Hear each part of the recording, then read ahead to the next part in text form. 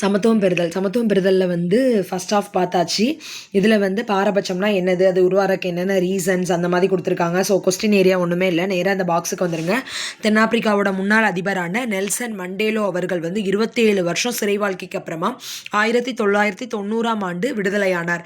இவர் தென்னாப்பிரிக்காவில் இருந்த இனவெறிக்கு முடிவு கட்டினார். தென்னாப்பிரிக்காவில் உலக அளவில் அமைதி நிலவவும் மனித உரிமைகளுக்கான போராட்டத்தில் முன்னோடியாகவும் திகழ்ந்தார். ஸோ தென்னாப்பிரிக்காவோட முன்னாள் அதிபர் வந்து நெல்சன் மண்டேலோ. அவர் வந்து 27 வருஷம் சிறை வாழ்க்கைக்கு அப்புறமா 1990 வெளியே வந்திருக்காரு. இவர் தென்னாப்பிரிக்காவில் இருந்த இன நிற வெறிக்கு வந்து முடிவு கட்டியிருக்காரு. தென்னாப்பிரிக்காவில் உலக அளவில் அமைதி நிலவரக்கும் மனித உரிமைகளுக்கான போராட்டத்தில் முன்னோடியாகவும் திகழ்ந்திருக்காரு. அப்புறம் அடுத்த லைனும் ரொம்பவே இம்பார்ட்டன்ட். குடிமக்களுக்கு எதிரான மதம், இனம், சாதி, பாலினம், பிறப்பிடம். மதம், இனம், சாதி, பாலினம், பிறப்பிடம் 5 இது இருக்கா என்ற அடிப்படையில் பாகுபாடு காட்டக்கூடாது என்று அரசியலமைப்பு சட்டப்பிரிவு 15ல் 1 வந்து அறிவுறுத்துது. ஸோ 15 5 இருக்கு, 15ல் 1 வந்து அறிவுறுத்துகிறது. சாதி பாகுபாடு. இந்தியாவில் சமத்துவமின்மை மற்றும் பாகுபாட்டிற்கான மிக முக்கியமான காரணம் சாதி முறை ஆகும். வேத கால ஆரிய சமுதாயத்தில் நிலவிய வர்ண அமைப்பிலிருந்து சாதி படிநிலை முறை உருவானது. அதான் இந்தியாவில் வந்து சமத்துவமின்மை மற்றும் பாகுபாட்டிற்கான மிக முக்கியமான காரணம் என்னதுன்னா சாதி முறை தான். சாதி முறையால் தான் இந்த சமத்துவமின்மை வந்து ரொம்ப லேக் ஆகுது. பாகுபாட்டுக்கும் அதான் ரீசனாக இருக்குது அப்படின்னு சொல்லிட்டாங்க. வேத காலத்தில் ஆரிய சமுதாயத்தில் நிலவிய வர்ண அமைப்பிலிருந்து இந்த சாதி படிநிலை முறை வந்து உருவாயிருக்கு. வேத காலத்தில் ஆரிய சமுதாயத்தில் நிலவிய வர்ண அமைப்பிலிருந்து இந்த சாதி படிநிலை முறை வந்து உருவாயிருக்கு. தொடக்கத்தில் வர்ண அமைப்பும் தொழில் அடிப்படையில் நெகிழ்வான சமூக பிரிவினைகளை கொண்டிருந்தது. அதாவது இந்த சாதி அமைப்பு எப்படி உருவாச்சுன்னு சொல்லியிருக்காங்க. வேத காலத்தில் ஆரிய சமுதாயத்தில் ஒரு வர்ண அமைப்பு முறை உருவாயிருக்கு. அந்த இதில் சாதி படிநிலை அப்படிங்கிற அமைப்பு உருவாயிருக்கு. தொடக்கத்தில் வர்ண அமைப்பும் தொழில் அடிப்படையில் நெகிழ்வான சமூக பிரிவினைகளும் மட்டும்தான் இருந்திருக்கு. பிற்கால வேத சமுதாயத்தில் இறுக்கமான பாகுபாடுகள் நிறைந்த பிறப்பு அடிப்படையில் படிநிலைப்படுத்தப்பட்ட சாதி பிரிவுகளாக வர்ண அமைப்பு விரிவடைந்தது. அந்த வர்ண அமைப்பு வந்து சமூக பிரிவினைகளோட தான் இருந்திருக்கு. பிற்கால வேத சமுதாயத்தில் இறுக்கமான பாகுபாடுகள் நிறைந்த பிறப்பு அடிப்படையில் படிநிலைப்படுத்தப்பட்ட சாதி பிரிவுகளாக வர்ண அமைப்பு விரிவடைந்தது. இந்தியாவில் சாதி ஒடுக்குமுறைகளுக்கு எதிராக பலரும் போராடி வருகின்றனர். இவர்களுக்கு முன்னோடியாக திகழ்ந்தவர் வந்து டாக்டர் B.R. அம்பேத்கர். சரியா, இந்தியாவில் வந்து சாதி ஒடுக்குமுறைக்கு எதிராக நிறைய பேர் போராடிட்டு இருக்காங்க. இவர்களுக்கு வந்து ஒரு முன்னோடியாக திகழ்ந்தவர் யாரு? Doctor B.R. அம்பேத்கர். தாழ்த்தப்பட்ட குடும்பத்தைச் சேர்ந்த இவர் சிறுவயதிலேயே சாதி பாகுபாட்டின் காரணமாக பெரிதும் பாதிப்புக்குள்ளானார். இந்தியாவில் அனைத்து குடிமக்கள் மத்தியிலும் சமத்துவத்தை உறுதிப்படுத்தும் வண்ணம் சாதி முறை அளிப்புக்காக தீவிரமாக போராடினார். பாலின பாகுபாடு என்பது ஆண்கள் மற்றும் பெண்களுக்கு இடையே நிலவும் உடல் நலம், கல்வி, பொருளாதார மற்றும் அரசியல் சமத்துவமின்மை போன்றவற்றை குறிக்கிறது. பாலின பாகுபாடு அப்படின்னா என்ன சொல்லியிருக்காங்கன்னா, ஆண்கள் பெண்கள் இவங்களுக்கு இடையில நிலவக்கூடிய உடல் நலமாக இருக்கலாம், கல்வியாக இருக்கலாம், பொருளாதாரமாக இருக்கலாம், அரசியல் சமத்துவமின்மை போன்றவற்றை குறிக்கிறது. எடுத்துக்காட்டாக, ஒரு பெண் பள்ளி படிப்பை முடித்த பின் கல்லூரிக்கு செல்ல அனுமதி இல்லை. இதே போன்று பெரும்பான்மையான பெண்கள் அவர்கள் விரும்பும் வாழ்க்கையை தேர்ந்தெடுக்க அனுமதிக்கப்படாமல் திருமணத்தில் தள்ளப்படுகின்றனர். இன்னும் ஒரு சில குடும்பங்களில் பெண் பிள்ளைகள் நவீன ஆடைகளை அணிந்திட அனுமதிக்கப்படுவதில்லை. ஆனால் அக்குடும்பத்தின் ஆண் பிள்ளைகள் அவ்வகையான ஆடைகளை அணிந்திட அனுமதிக்கப்படுகின்றனர். இதுவே பாலின பாகுபாடு ஆகும். இதை தான் என்ன சொல்கிறாங்க, பாலின பாகுபாடுன்னு சொல்கிறாங்க. பாலின பாகுபாடு அப்படிங்கிறது ஆண்கள் மற்றும் பெண்களுக்கு இடையில நிலவக்கூடிய உடல் நலமாக இருக்கலாம், கல்வி, பொருளாதாரம், அரசியல் சமத்துவமின்மை இது எல்லாத்தையும் குறிக்குது. எடுத்துக்காட்டாக, ஒரு பெண் வந்து பள்ளி படிப்பை முடிச்சுட்டு கல்லூரிக்கு செல்கிறாங்க அப்படின்னா அதுக்கு வந்து அனுமதி கொடுக்க மாட்டேங்காங்க. பெண்கள் வந்து அவங்க விரும்பக்கூடிய வாழ்க்கை துணையை தேர்ந்தெடுறதுக்கு அனுமதி கிடையாது. அப்படியே அவங்க படிக்கணும்னா கூட அதை வந்து திருமணத்தில் கொண்டு போய் விட்டுடுறாங்க. இன்னும் சில குடும்பங்களில் வந்து பெண் பிள்ளைகள் நவீன ஆடைகளை அணிந்திட அனுமதிக்கப்படுவதில்லை. ஆனால் அந்த குடும்பத்தோட ஆண் பிள்ளைகள் அவ்வகையான ஆடைகளை அணிந்திட அனுமதிக்கப்படுகின்றனர். இதுவே பாலின பாகுபாடு ஆகும் அப்படின்னு சொல்லியிருக்காங்க. ஆனால் இது ஒரு இதில் யோசித்தோம் அப்படின்னா, ஆண்கள் செய்கிற எல்லாத்தையுமே பெண்கள் செய்யணும்னு நினச்சோன்னா அதுதான் சுதந்திரம் அப்படின்ற அளவுக்கு இந்த இப்போ இருக்கிற சமுதாயம் மாறிட்டே வருது. ஸோ பாலின பாகுபாடுங்கிறது கொஞ்சம் கொஞ்சமாக குறைஞ்சிட்டே தான் வருது. அப்புறம் மதம் சார்ந்த பாகுபாடு என்பது நம்பிக்கையின் அடிப்படையில் ஒரு தனி நபரின் மீதோ அல்லது குழுவினர் மீதோ சமத்துவமின்றி நடத்துவது ஆகும். மதம் சார்ந்த பாகுபாடு அப்படின்னா என்னதுன்னா, ஒரு நம்பிக்கையின் அடிப்படையில் ஒரு தனி நபர் மீதோ அல்லது ஒரு குழுவினர் மீதோ சமத்துவமே இல்லாமல் நடத்துகிறோம் அப்படின்னு அதை தான் என்ன சொல்கிறாங்க, மதம் சார்ந்த பாகுபாடுன்னு சொல்கிறாங்க. ஆயிரக்கணக்கான ஆண்டுகளாக வெவ்வேறு மதங்களின் மக்களுக்கு இடையில் பிரச்சனைகள் நிலவுகின்றன. நமது அரசியலமைப்பு சட்டம் அனைவருக்கும் சமத்துவம் வழங்குகிறது. பிறப்பிடம், சாதி, சாதி மதம் மொழி போன்ற எதன் காரணமாகவும் சமத்துவம் மறுக்கப்படக்கூடாது. இருப்பினும் வழிபாட்டு இடங்கள் போன்றவற்றில் இன்னமும் சாதி மதம் பாலினம் மொழி அடிப்படையில் பாகுபாடுகள் கடைபிடிக்கப்படுகின்றன. இத்தகைய பாகுபாடுகள் சமத்துவமின்மை போன்றவற்றுக்கு எதிராக நமது மாபெரும் சிந்தனையாளர்கள் கடுமையாக போராடியுள்ளனர். அதான் என்ன சொல்லியிருக்காங்கன்னா, மத பாகுபாடுன்னா என்னதுன்னா, ஒரு நம்பிக்கை இருக்கும். அந்த நம்பிக்கையின் அடிப்படையில் ஒரு தனிநபர் இருப்பாங்க, அவங்க குழுவாக சேர்ந்து இருப்பாங்க. அதாவது இன்னொரு தனிநபர் மேலே அவங்க வந்து என்ன பண்ணுவாங்க, ஒரு சமத்துவம் இல்லாமல் இருப்பாங்க. ஆயிரக்கணக்கான ஆண்டுகளாக வெவ்வேறு மதங்களின் மக்களுக்கு இடையில் பிரச்சனை வந்து இருக்குது. நமது அரசியலமைப்பு சட்டம் அனைவருக்கும் சமத்துவம் வந்து வழங்குது. பிறப்பிடம் சாதி மதம் மொழி போன்ற எதன் காரணமாகவும் சமத்துவம் வந்து மறுக்கப்படவே கூடாது. இருப்பினும் வழிபாட்டு இடங்கள் போன்றவற்றில் இன்னைக்கு வரைக்கும் சாதி மதம் பாலினம் மொழி அடிப்படையில் பாகுபாடுகள் வந்து கடைபிடிக்கப்படுதான். இத்தகைய பாகுபாடுகள் சமத்துவமின்மை போன்றவற்றுக்கு எதிராக நமது மாபெரும் சிந்தனையாளர்கள் வந்து போராடிட்டு தான் இருக்காங்க. இப்போ வரையும் போராடிட்டு தான் இருக்காங்க. பிறப்பிடம் சாதி மதம் மொழி இந்த எது காரணமாகவும் நம்ம வந்து சமத்துவத்தை மறுக்கவே கூடாது அப்படின்னு சொல்லிட்டு, வழிபாட்டு இடமாக இருக்கலாம், சாதி மதம் பாலினம் அடிப்படையில் பாகுபாடு காட்டுறது, ஒரு கடையாக இருக்கலாம் அதில் பாகுபாடு, அதாவது டீ கடையிலலாம் கிளாஸ் மாற்றி அதெல்லாம் இந்தி காலத்தில் அதுக்கெலாம் எதிராக தான் அம்பேத்கர் போராடி எல்லாத்தையுமே இது பண்ணியிருக்காங்க. ஸோ சமூக பொருளாதார சமத்துவமின்மை. சமூக பொருளாதார தளத்தில் வளர்ச்சியின் பயன்கள் சமமாக பரவுவதில்லை. குறைவான தொழில் வளர்ச்சி குறைவான வேளாண் உற்பத்தி. சமூக பொருளாதார தளத்தில் வளர்ச்சியின் பயன்கள் வந்து சமமாக பரவுறது இல்லை, ஈக்குவலாக பரவுறது இல்லை. குறைவான தொழில் வளர்ச்சி குறைவான வேளாண் உற்பத்தி குறைவான மனித மேம்பாடு ஆகியவை குறைந்த வருவாய் மாவட்டங்களுடன் தொடர்புடையவை. அதேபோல் கல்வியறிவு குறைந்த விகிதம் உள்ள மாவட்டங்கள் குறைவான பாலின விகிதத்துடன் காணப்படுகின்றது. புரியுதா? அதாவது என்ன சொல்லியிருக்காங்கன்னா, சமூக பொருளாதார சமத்துவமின்மை. சமூக பொருளாதார தளத்தில் வளர்ச்சியின் பயன்கள் வந்து சமமாகவே இருக்க மாட்டேங்குது. குறைவான தொழில் வளர்ச்சி குறைவான வேளாண் உற்பத்தியால் குறைவான மனித மேம்பாடு இருக்குது. அதாவது குறைந்த வருவாய் மாவட்டங்களுடன் அந்த குறைஞ்ச கல்வியறிவு இருக்குது. ஸோ குறைஞ்ச கல்வியறிவு இருந்துச்சுன்னா ஆட்டோமேட்டிக்காக பாலின விகிதம் குறைஞ்சிருது அப்படின்னு சொல்கிறாங்க. ஸோ கல்வியறிவு தான் எல்லாத்துக்கும் பேஸு. தொழில் வளர்ச்சியிலேருந்து வேளாண் பொருளாதாரத்துலேருந்து எல்லாத்துக்குமே அதான் பேஸ் அப்படின்ற மாதிரி சொல்லியிருக்காங்க. Doctor B.R. அம்பேத்கர் இவர் வந்து பாபா சாஹேப் என பிரபலமாக அழைக்கப்படுகிறார். பாபா சாஹேப் இவர் சட்ட நிபுணராகவும் பொருளாதார நிபுணராகவும் அரசியல்வாதியாகவும் சமூக சீர்திருத்தவாதியாகவும் திகழ்ந்தவர்.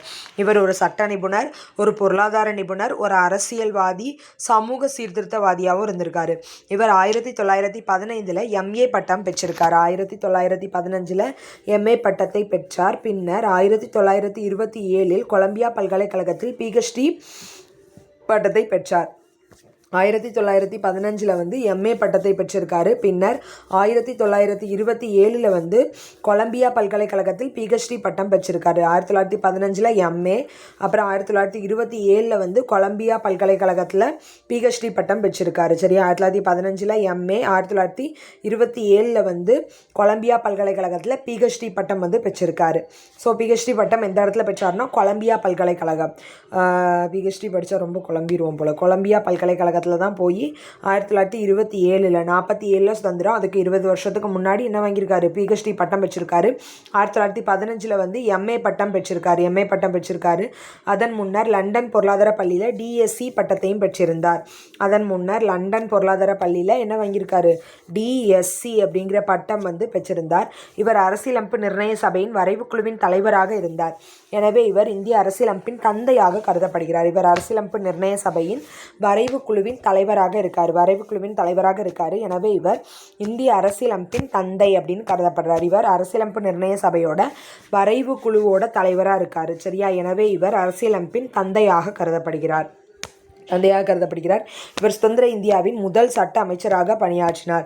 இவரது மறைவுக்கு பின்னர் 1990 பாரத ரத்னா விருது இவருக்கு வந்து வழங்கப்பட்டது. இவர் இறந்ததுக்கு அப்புறம் தான் 1960 இவருக்கு பாரத ரத்னா கொடுத்துருக்காங்க. இவர் சுதந்திர இந்தியாவோட முதல் சட்ட அமைச்சர், அரசியலமைப்போட தந்தை, அரசியலமைப்பு நிர்ணய சபையோட வரைவு குழுவோட தலைவர். அரசியலமைப்பு நிர்ணய சபையின் தலைவர்னா யாரு? டாக்டர் ராஜேந்திர பிரசாத். லண்டன் பொருளாதார பள்ளியில் DSE அப்படிங்கிற பட்டத்தையும் பெற்றிருக்காரு. DSc பட்டம். சரியா? அதுக்கப்புறம் திருமணத்தை, அதாவது என்ன சொல்லியிருக்காங்கன்னா, அதுக்கப்புறம் சமத்துவமின்மை மற்றும் பாகுபாட்டினை நீக்குவதற்கான தீர்வுகள். இப்போது அந்த சமத்துவமின்மை இருக்குது, பாகுபாடு இருக்குது, சரியா? ஒரு சாதியை வச்சோ, ஒரு மதத்தை வச்சோ, ஒரு பிறப்பிடத்தை வச்சோ, ஒரு மொழியை வச்சோ, இல்லைனா ஒரு ஆண் பெண் அப்படிங்கிற பாலினத்தை வச்சோ, எந்த ரீதியாக நமக்கு பாகுபாடு இருந்தாலும் அதை வந்து இந்திய சமுதாயத்திலேருந்து நீக்க வேண்டியது நம்மளுடைய கடமை. அதுக்கு வந்து நமக்கு வந்து சொல்யூஷன் கொடுத்துருக்காங்க. இந்திய சமுதாயத்தில் சமத்துவமின்மை மற்றும் பாகுபாட்டினை அகற்றுவதற்கான தீர்வுகளாக கீழ்கண்டவற்றை மேற்கொள்ளலாம். அனைவருக்கும் தரமான உடல்நலம் மற்றும் கல்வியினை கிடைக்க செய்தல். ஃபஸ்ட்டு இந்திய சமுதாயத்தில் சமத்துவமின்மை மற்றும் பாகுபாட்டினை அகற்றுவதற்கான தீர்வுகளாக கீழ்கண்டவற்றை மேற்கொள்ளலாம். அனைவருக்கும் தரமான உடல்நலம் மற்றும் கல்வி கிடைக்கணும். ஃபஸ்ட்டு அனைவருக்கும் தரமான உடல்நலம் மற்றும் கல்வியினை கிடைக்க செய்தல். தற்போதைய பாலின பாரபட்சத்தை பற்றி தெரிந்து கொள்ளுதல். பாலின ஏற்றத்தாழ்வுகளை அகற்றுவதற்கு பொது வாழ்வு மற்றும் நிறுவனங்களில் பெண்களின் திறன்களை வெளிப்படுத்துதல். மற்ற மதங்களை பற்றி தெரிந்து கொள்ளும் வெளிப்படையான மனநிலையை வளர்த்தல். வகுப்பறையில் குழுவாக சாப்பிடுவதை ஊக்குவித்தல் மூலம் சாதி, மதம், பாலினம் ஆகியவற்றின் எந்தவித பாரபட்சம் இன்றி மாணவர்களை ஒன்றாக இணைக்க செய்தல். பலதரப்பட்ட மக்களிடமும் இணங்கி இருத்தல். சட்டங்களை முறையாக நடைமுறைப்படுத்துதல். அதாவது சமத்துவமின்மை மற்றும் பாகுபாட்டினை வந்து நீக்கணும் அப்படின்னா அதுக்கு என்னென்ன தீர்வு அப்படின்னா, இந்திய சமுதாயத்தில் சமத்துவமின்மை மற்றும் பாகுபாட்டினை அகற்றுவதற்கான தீர்வுகளாக கீழ்கண்டவற்றை மேற்கொள்ளலாம். ஃபஸ்ட்டு அனைவருக்கும் தரமான உடல் நலம் மற்றும் கல்வி கொடுக்கணும். எல்லாத்துக்கும் ஃபஸ்ட்டு பேசிக் ஹெல்த்து மற்றும் கல்வி இந்த ரெண்டையும் கொடுத்துட்டோம் அப்படின்னாலே எல்லாமே கிடச்சிரும். தற்போதைய பாலின பாரபட்சத்தை பற்றி தெரிந்து கொள்ளுதல். இப்போ எதுலலாம் பெண்களை வந்து ரெஸ்ட்ரிக்ட் பண்ணுறோம், அதாவது இப்போ எந்த மாதிரி பாலின பாகுபாடு இருக்குது அப்படின்னா, இப்போ ஒரு தப்பு நடக்கு அப்படின்னா அந்த தப்பு நடந்ததுக்கு காரணம் ஃபுல்லாகவே அந்த கேர்ள் தான், அந்த பெண்ணை தான் அப்படின்ற அந்த ஆணால் இந்த தப்பு நடக்கலைன்ற மாதிரியே அவங்கள, அதாவது அந்த பெண்ணை சேர்ந்தவங்க கூட அப்படி தான் இப்போ வந்து பார்க்குறாங்க. ஸோ அது வந்து இப்போ இருக்கிற பெரிய பாலின பாரபட்சமாக இருக்குது. பாலின ஏற்றத்தாழ்வுகளை அகற்றுவதற்காக பொது வாழ்வு மற்றும் நிறுவனங்களின் பெண்களின் திறன்களை வெளிப்படுத்துதல். ஒரு நல்ல ஹையர் பொசிஷனுக்கு போயிட்டானாலுமே இப்போ அந்த ஹையர் பொசிஷனில் ஒரு கேர்ள் இருக்காங்க அப்படின்னா அந்த கேர்ளை எப்படி டிப்ரெஸ் பண்ணுறாங்கன்னா, இப்போ இந்த ஹையர் பொசிஷனில் நீங்கள் இருக்கிறனால தான் கம்பெனி இந்த லெவலில் இருக்குது, இதே இது ஒரு ஆண் இருந்தானா இதுக்கு நெக்ஸ்ட் லெவலில் போயிருக்கும்னு சொல்லி அவங்கள எப்போவுமே வந்து மட்டம் தட்டிகிட்டே இருக்காங்க. ஸோ பாலின ஏற்றத்தாழ்வுகளை அகற்றுறதுக்கு பொது வாழ்வு மற்றும் நிறுவனங்களில் பெண்களின் திறன்களை வந்து வெளிப்படுத்தணும். அவங்க எவ்வளோக்குள்ளே தியாகம் பண்ணி அந்த இடத்துல இருக்காங்க அப்படின்றத பார்த்துட்டு ஸோ அவங்கள வந்து எவ்வளோக்குள்ளே என்கரேஜ் பண்ண முடியுமோ அந்த ஸ்டெப்ஸை வந்து எடுக்கணும். மற்ற மதங்களை பற்றி தெரிந்து கொள்ளும் வெளிப்படையான மனநிலையை வந்து வளர்த்தல்.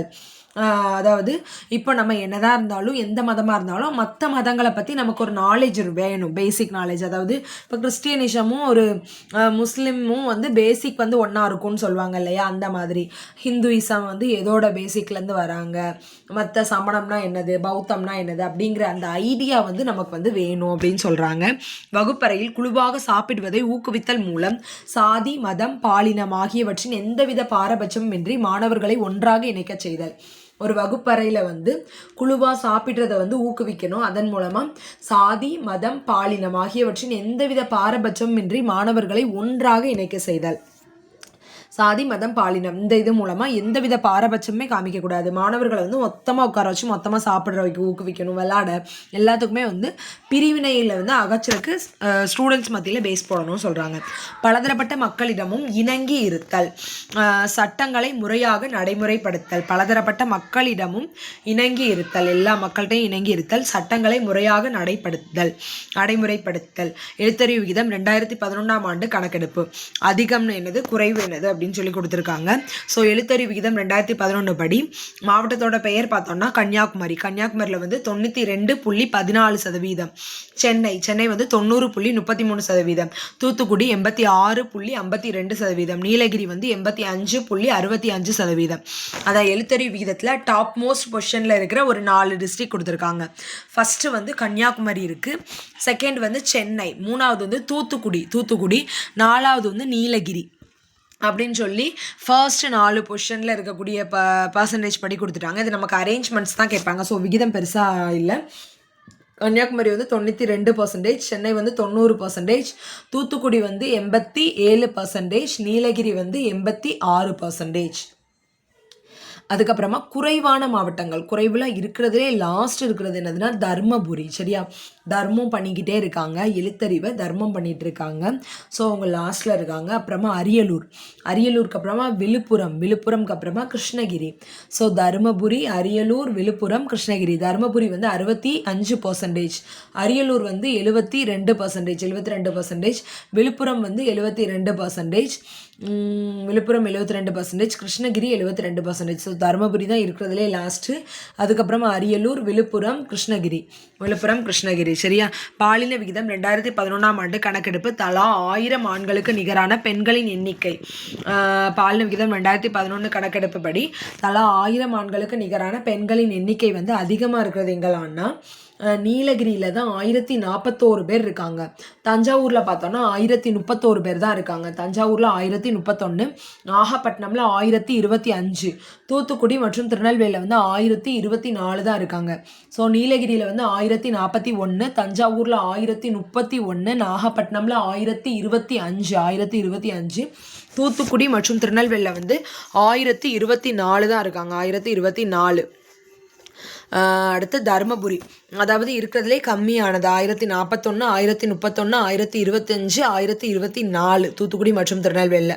அடுத்து தருமபுரி வந்து 946, சேலம் வந்து 954, சேலம் 954, கிருஷ்ணகிரி 956, ராமநாதபுரம் 977. ஸோ இதுலையும் தருமபுரி தான் லாஸ்ட்டு. ஸோ கல்வியறிவு இல்லை அப்படின்னாலே அவங்க பாலின விகிதமாக இருக்கணும், மற்றதாக இருக்கட்டும், எல்லாத்துலேயுமே அடி வாங்கிடுறாங்க. ஸோ தருமபுரி வந்து 946, சேலம் வந்து 954, தருமபுரி 946, சேலம் 954, கிருஷ்ணகிரி வந்து 956, கிருஷ்ணகிரி வந்து 956, ராமநாதபுரம் 977, தருமபுரி வந்து 946, சேலம் 954, கிருஷ்ணகிரி 956, ராமநாதபுரம் 977. சரியா? தருமபுரி வந்து 946, சேலம் வந்து 954, கிருஷ்ணகிரி 956, ராமநாதபுரம் 977. ஸோ தருமபுரி 946, சேலம் வந்து 954, கிருஷ்ணகிரி 956, ராமநாதபுரம் 977. இந்திய அரசியலமைப்பு மற்றும் சமத்துவம். ஒரு அரசியலமைப்பு என்பது நாட்டின் நிர்வாகத்தை வழிநடத்தும் விதிகள் மற்றும் விதிமுறைகளின் தொகுப்பாகும். இந்திய அரசியலமைப்பின் 14வது பிரிவு சட்டத்திற்கு முன் அனைவரும் சமம் என்கிறது. மேலும் மக்களுக்குள் பகுத்தறிவுக்கு ஒவ்வாத பாகுபாடுகள் கடைபிடிக்கப்படுவதை தடுக்கிறது. அதாவது என்ன சொல்லியிருக்காங்கன்னா, இந்திய அரசியலமைப்பு மற்றும் சமத்துவம். ஒரு அரசியலமைப்பு என்பது நாட்டின் நிர்வாகத்தை வழிநடத்தும் விதிகள் மற்றும் வழிமுறைகளின் தொகுப்பாகும். இந்திய அரசியலமைப்பின் 14வது பிரிவு வந்து சட்டத்தின் முன் அனைவரும் சமம் என்கிறது. இந்திய அரசியலமைப்பு மற்றும் சமத்துவம். ஒரு அரசியலமைப்பு அப்படிங்கிறது வந்து நாட்டோட நிர்வாகத்தை வழிநடத்தக்கூடிய விதிகள் மற்றும் விதிமுறைகளோட தொகுப்பாக இருக்குது. இந்திய அரசியலமைப்பின் 14வது பிரிவு வந்து சட்டத்தின் முன் அனைவரும் சமம் அப்படின்னு சொல்லுது. மேலும் மக்களுக்குள் பகுத்தறிவுக்கு ஒவ்வாத பாகுபாடுகள் கடைபிடிக்கப்படுவதை தடுக்கிறது. இந்திய அரசியலமைப்பு மற்றும் சமத்துவம் என்ன சொல்லியிருக்காங்கன்னா, ஒரு அரசியலமைப்பு அப்படின்னு எடுத்துக்கிட்டோம் அப்படின்னா நாட்டின் நிர்வாகத்தை வழிநடத்தக்கூடிய விதிகள் மற்றும் விதிமுறைகள் ரெண்டோட தொகுப்பாக இருக்குது. இந்திய அரசியலமைப்போட 14வது பிரிவு சட்டத்தின் முன் அனைவரும் சமம் அப்படின்னு சொல்லுது. மேலும் மக்களுக்குள் பகுத்தறிவுக்கு ஒவ்வாத பாகுபாடுகள் கடைபிடிக்கப்படுவதை தடுக்கிறது. இந்திய அரசியலமைப்பு அப்படிங்கிறது வந்து நாட்டின் நிர்வாகத்தை வழிநடத்தக்கூடிய விதிகள் விதிமுறைகளோட தொகுப்பாக இருக்குது. இந்திய அரசியலமைப்பின் 14வது பிரிவு சட்டத்தின் முன் அனைவரும் சமம் அப்படின்னு சொல்லுது. மேலும் மக்களுக்குள் பகுத்தறிவுக்கு ஒவ்வாத பாகுபாடுகள் கடைபிடிக்கப்படுவதை வந்து தடுக்குது. நாட்டின் நிலப்பரப்பு பன்முகத்தன்மை கொண்டது என்பதால் அனைவருக்கும் சமத்துவம் உறுதிப்படுத்தப்பட வேண்டும் என்றும் நமது அரசியலமைப்பு சட்டம் கூறுகிறது. நாட்டோட நிலப்பரப்பு வந்து பன்முகத்தன்மை கொண்டது அப்படிங்கிறனால அனைவருக்கும் சமத்துவம் வந்து உறுதிப்படுத்தப்பட வேண்டும் என்றும் நமது அரசியலமைப்பு சட்டம் கூறுகிறது. சமுதாயத்தில் சமத்துவத்தை உறுதி செய்வதற்கான 2 முக்கியமான காரணிகள் வந்து பன்முகத்தன்மைக்கு மதிப்பளித்தல் மற்றும் சுதந்திரத்தை உறுதிப்படுத்துதல் ஆகும். பல்வேறு வகையான சுதந்திரம் என்பது அவரவர் மதத்தை பின்பற்றவும், மொழியை பேசவும், விழாக்களை கொண்டாடவும், கருத்துக்களை சுதந்திரமாக வெளிப்படுத்துவதும் ஆகும் அப்படின்னு சொல்லி முடிச்சிட்டாங்க. ஸோ இதில் வந்து என்ன சொல்லியிருக்காங்கன்னா, இந்திய அரசியலமைப்பு சமத்துவத்தை பற்றி என்ன சொல்லுது? இந்திய அரசியலமைப்பு நாட்டோட நிர்வாகத்தை வந்து வழிநடத்தக்கூடிய விதிகள் விதிமுறைகளோட தொகுப்பை தான் இந்திய அரசியலமைப்புன்னு சொல்கிறோம். இந்திய அரசியலமைப்போட 14வது பிரிவு 15வது பிரிவு நமக்கு ஞாபகம் இருக்கு இல்லையா? சாதி, மதம், இனம், பிறப்பினம், பாலினம் இது அடிப்படையில் நம்ம யாரையும் பாகுபடுத்தக்கூடாது. அதான் பிரிவு 15. பிரிவு 14 வந்து சட்டத்தின் முன் அனைவரும் சமம் அப்படின்னு சொல்லுது. ஸோ சட்டத்தின் முன் அனைவரும் சமம். 14 4 குழந்தைங்க பெற்றோன்னா 4 குழந்தைகள் நமக்கு சமம் தான். ஆணாக இருந்தாலும் பெண்ணாக இருந்தாலும். இப்போ சட்டத்தின் முன் அனைவரும் சமம். 4 குழந்தைகள் 1 தான். ஸோ 14. மேலும் மக்களுக்குள் பகுத்தறிவுக்கு ஒவ்வாத பாகுபாடுகள் கடைபிடிக்கப்படுவதை தடுக்கிறது. மக்களுக்குள்ள பகுத்தறிவுக்கு ஒவ்வாத பாகுபாடுகள் கடைபிடிக்கப்படுறத தடுக்குது. மேலும் மக்களுக்குள் பகுத்தறிவுக்கு ஒவ்வாத பாகுபாடுகள் கடைபிடிக்கப்படுவதை தடுக்கிறது. நாட்டின் நிலப்பரப்பு பன்முகத்தன்மை கொண்டது என்பதால் அனைவருக்கும் சமத்துவம் உறுதிப்படுத்தப்பட வேண்டும் என்றும் நமது அரசியலமைப்பு சட்டம் கூறுகிறது. அதான் மேலும் மக்களுக்குள் பகுத்தறிவுக்கு ஒவ்வாத பாகுபாடுகள் கடைபிடிக்கப்படுறத இது தடுக்குது. நாட்டின் நிலப்பரப்பு பன்முகத்தன்மை கொண்டது அப்படிங்கிறனால அனைவருக்கும் சமத்துவம் உறுதிப்படுத்தப்பட வேண்டும் என்றும் நமது அரசியலமைப்பு சட்டம் கூறுகிறது. சமுதாயத்தில் சமத்துவத்தை உறுதி செய்வதற்கான 2 முக்கியமான காரணிகள் பன்முகத்தன்மைக்கு மதிப்பளித்தல் மற்றும் சுதந்திரத்தை உறுதிப்படுத்தல் ஆகும். பல்வேறு வகையான சுதந்திரம் என்பது அவரவர் மதத்தை பின்பற்றவும், மொழியை பேசவும், விழாக்களை கொண்டாடவும், கருத்துக்களை சுதந்திரமாக வெளிப்படுத்துவதும் ஆகும். நாட்டின் நிலப்பரப்பு பன்முகத்தன்மை கொண்டது அப்படிங்கிறனால அனைவருக்கும் சமத்துவம் அப்படிங்கிறது உறுதிப்படுத்தப்படணும் அப்படின்னு சொல்லி நம்மளுடைய அரசியலமைப்பு சட்டம் சொல்லுது. சமுதாயத்தில் நம்ம சமத்துவத்தை உறுதி செய்கிறக்கான 2 முக்கியமான காரணிகள் இருக்குது. என்னதுலான்னா பன்முகத்தன்மைக்கு ஃபஸ்ட்டு மதிப்பளிக்கணும், சுதந்திரத்தை உறுதிப்படுத்தணும். பல்வேறு வகையான சுதந்திரம் என்பது அவரவர் மதத்தை பின்பற்றவும், மொழியை பேசவும், விழாக்களை கொண்டாடவும், கருத்துக்களை சுதந்திரமாக வெளிப்படுத்துவதும் ஆகும். அரசியலமைப்பு என்பது விதிகள் மற்றும் ஒழுங்குமுறைகளின் சட்ட வடிவமைப்பாகும். இதன்படி ஒரு நாடு நிர்வகிக்கப்படும். சமத்துவம் என்பது தீண்டாமையை ஒரு குற்றமாக காண்பது ஆகும். அதாவது ஒரு அரசியலமைப்பு அப்படிங்கிறது என்பது விதிகள் மற்றும் ஒழுங்குமுறைகளின் சட்ட வடிவமைப்பாகும். இதன்படி ஒரு நாடு நிர்வகிக்கப்படும். சமத்துவம் என்பது தீண்டாமையை ஒரு குற்றமாக காண்பது ஆகும்.